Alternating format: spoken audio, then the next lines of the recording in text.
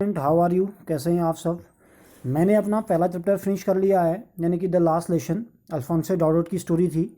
Second जो chapter है हमारा आज वो लॉस्ट स्प्रिंग के ऊपर है, यानी कि खोया हुआ बसंत भी कह सकते हैं इसको आप, ठीक है ना। यानी कि विलुप्त हो चुके बचपन की कहानियाँ हैं, स्टोरीज ऑफ स्टोलन चाइल्डहुड, ठीक है ना। रिटन बाय अनीश जंग। अनीश जंग 1964 was born in Rourkela and spent her childhood and adolescence in Hyderabad. यानी कि अनीस जंग ने 1964 में उनका जन्म हुआ है राउरकेला में, और उनका जो बचपन और किशोरावस्था जो बीती है वो हैदराबाद में बीती है, ठीक है ना। She received her education in Hyderabad and in the United State of America. उनकी शिक्षा हैदराबाद और अमेरिका में हुई। And United State of America. Her parents were both writers. उनके माता पिता जो दोनों थे वो क्या थे, लेखक थे, ठीक है ना। Anees Jung began her career as a writer in India. Anees Jung ने भारत में लेखिका के रूप में अपनी आजीविका का प्रारंभ किया, ठीक है ना। She has been an editor and columnist for major newspapers in India and abroad. क्या कहा गया है कि वे भारत और विदेशों में प्रख्यात या प्रसिद्ध समाचार पत्रों की संपादक और स्तंभ लेखिका रह चुकी हैं।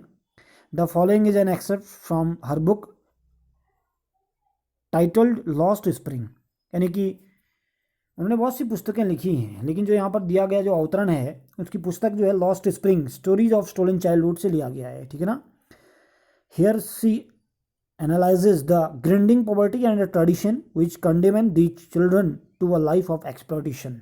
यानी कि यहाँ वो एक भयंकर गरीबी और परंपराओं का विश्लेषण करती हैं जिन्होंने इन बच्चों का शोषण का जीवन बिताने के लिए मजबूर किया। ठीक, थोड़ा सा ये अबाउट द ऑथर था। नीचे कुछ वर्ड दिए हैं, लुकिंग फॉर पहला वर्ड है आपका, इधर देखो आप, ठीक है ना। ये इधर पे वर्ड दिए हैं कुछ, ये लगातार 3 वर्ड इधर हैं। लुकिंग फॉर का मीनिंग होता है सर्चिंग फॉर, यानी कि तलाश करने के लिए। दूसरा वर्ड है आपका इधर perpetual state of poverty, that's called never ending condition of being poor, यानी कि लगातार गरीब रहने की अवस्था। थर्ड वर्ड है आपका slog dear daylight hours, ठीक है ना। स्लॉग डियर डिलाइट आवर्स का मीनिंग जो होता है वो होता है work hard during the day and time, दिन के समय कठोर परिश्रम करना। डार्क हटमेंट्स है जिसको बोलते हैं डार्क हट्स, यानी कि बैरक जो कह सकते हो। रूफ ओवर हिज हेड है, he has at least a house, उनके पास सिर छुपाने के लिए कम से कम एक मकान तो है। Impose the baggage on the child, यानी कि force the child to accept the long held options, बच्चों को दीर्घकालीन राय को स्वीकार करने के लिए विवश करना, that's called okay. Totally this story based upon the condition and also the poverty, grinding poverty and tradition based upon written by Anish Jung. She was born in 1964 in Rourkela and also spent in childhood adolescence in Hyderabad. Her education received from Hyderabad and United States America. Parents both are writer. This story just also the place of Bangladesh, you can say Bangladesh से story return की गई है। बांग्लादेश से जो migrate होकर India में 1971 में जो लोग आए थे, जब where many storms swept away their gardens fields and also home in Dhaka, उनके ज़मीन घर मैदान सब बह गए थे, किसके कारण, स्टोर्म के कारण।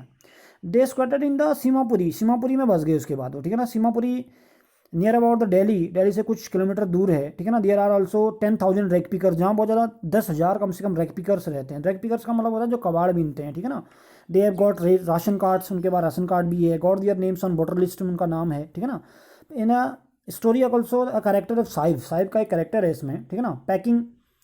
पिकिंग रैक्स, जो क्या करता है, कबाड़ उठाता है। And also he encounters the writer Annie's जंग, यानी कि उसका जो सामना होता है वो किसके होता है, एनी जंग से उसका सामना हो जाता है, ठीक है ना। तो स्टोरी उसी बेस है। पहला जो टाइटल है, इसमें 2 टाइटल दिए गए हैं स्टोरी में। पहला टाइटल है sometimes I find a rupees in a garbage. इसका मीनिंग क्या हुआ कि कभी कभी मुझे कचरे में 1 रुपया मिल जाता है। Sometimes I find a rupees in a garbage का मीनिंग क्या है, कभी कभी मुझे कचरे में 1 रुपया मिल जाता है, ठीक है ना। स्टोरी स्टार्ट है, why do you do this, यानी कि तुम ऐसा क्यों करते हो।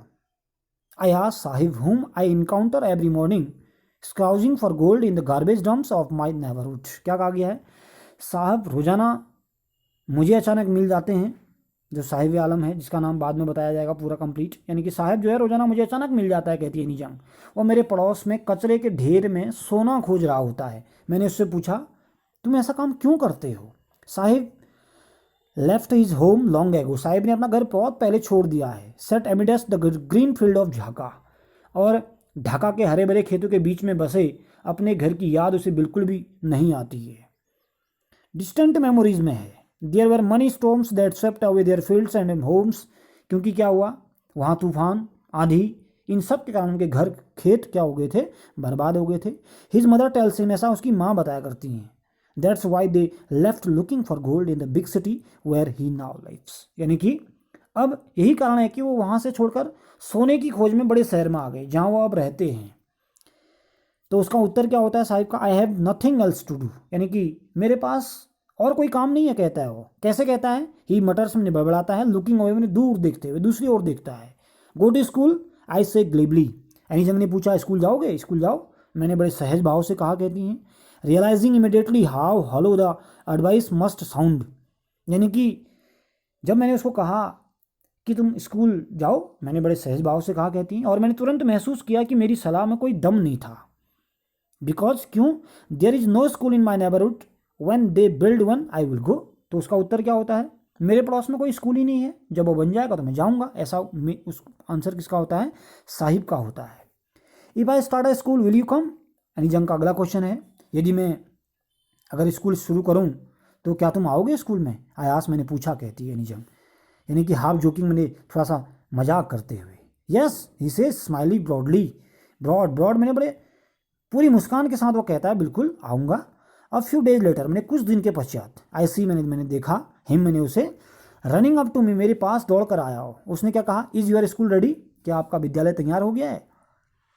तो अनिजंग क्या सोचती है, देखो, it takes longer build a school, यानी कि स्कूल बनने में बहुत लंबा समय लगता है। इससे embrace that having made a promise that was not meant, यानी कि स्कूल बनने में बहुत समय लगता है, मैंने अपने झूठे वादे पर बड़ी लज्जित हुई, मैं कहती है वो, ठीक है ना।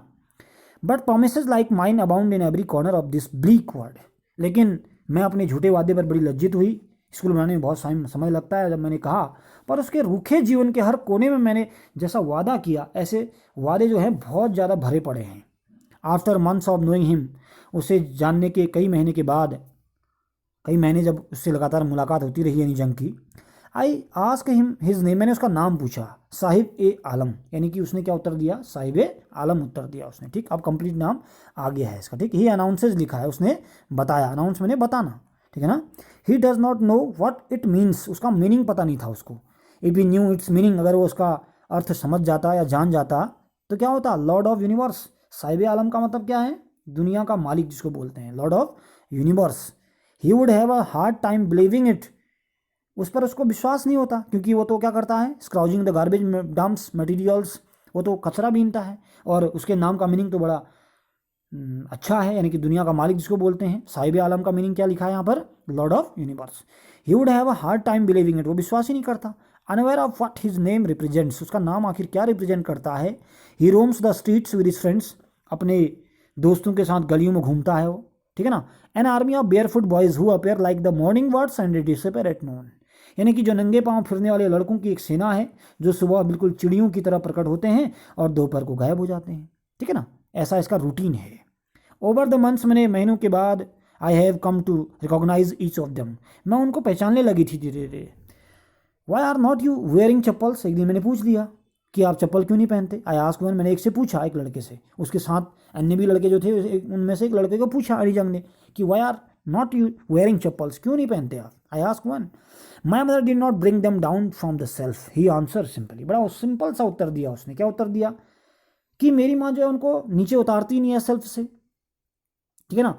Even if she did he will throw them off, even क्या लिखा है, even if she did he will throw them off, adds another, दूसरे लड़के ने तपाक से क्या बोल दिया बीच में, दूसरे लड़के ने कहा, जो बेमेल जूते पहने हुए था, उसने कहा कि उसकी माँ अगर जूते नीचे उतार भी देगी तो या उनको फेंक देगा।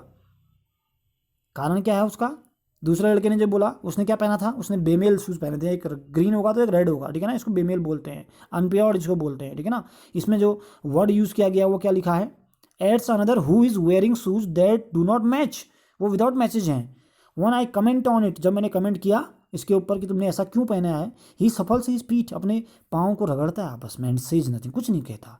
आई वॉन्ट शूज, क्या कहता है वो, मैं जूता पहनना चाहता हूँ। आई वॉन्ट शूज का मतलब मुझे जूता चाहिए, यानी कि जूते पहनना चाहता हूँ। सेज द थर्ड बॉयज, तीसरे लड़के ने कहा, who has never owned a pair all is life, यानी कि उसने अपनी ज़िंदगी में कभी एक जोड़ा जूता पहना ही नहीं था। उस लड़के ने कहा, थर्ड लड़के ने ऐसा, ठीक है ना। हनी जंग कहती है कि ट्रैवलिंग अक्रॉस द कंट्री, पूरे देश में घूमने के बाद, I have seen children walking bear foot, कि लड़के बच्चे जो हैं नंगे पाँव घूमते हैं। In CTs on Blaze roads, मैंने देखा कि मैंने बच्चों को देखा नगरों में, गांव की सड़कों पर नंगे पाँव चलते देखा। ये सब देखने के बाद it was not lack of money, मुझे तब पता लगा कि ये पैसे की कमी कारण नहीं है। कारण क्या था उसका? नॉट लैक ऑफ मनी लिखा है, यानी कि पैसे का अभाव नहीं था, but a tradition to stay barefoot, यानी कि लंबा नंगे पाँव चलना क्या था, एक परंपरा थी, ट्रेडिशन था वहाँ का, ठीक है ना, इसलिए बेयर फुट रहते थे। Is one explanation who I wonder if this is only an excuse to explain away a perpetual state of poverty. क्या कहा गया है कि यह पैसे की कमी का कारण नहीं था, not lack of money. Barefoot वॉइस क्या है? Due to the reason of tradition. और इसका एक स्पष्टीकरण है, मुझे आश्चर्य है कि लगातार गरीब बने रहने का क्या यह एक बहाना मात्र है? इधर तक का ट्रांसलेशन आपने क्या करना है, पूरा एक बार देखना है, और देखने के बाद इसको अपनी ट्रांसलेशन कॉपी में करना है। अभी चैप्टर जब फिनिश होगा उसके बाद फिर क्वेश्चन आंसर आपको सेंड किए जाएंगे, वर्ड मीनिंग भी आपको साथ साथ में करनी है, ठीक है ना। तब तक के लिए थैंक्स।